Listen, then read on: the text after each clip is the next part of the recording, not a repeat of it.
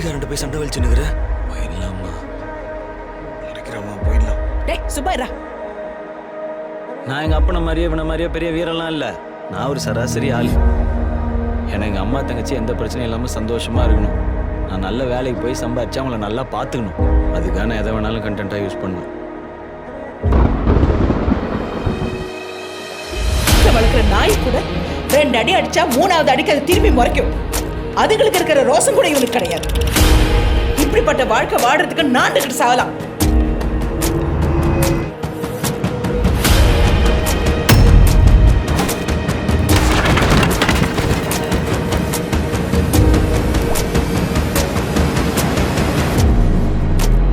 வீரமே ஜெயம்.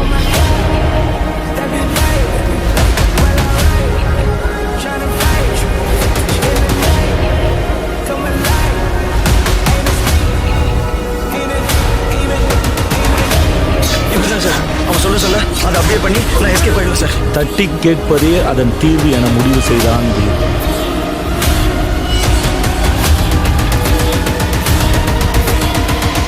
கோளை இறந்து வீரன் உயிர்த்தெழுந்தான்.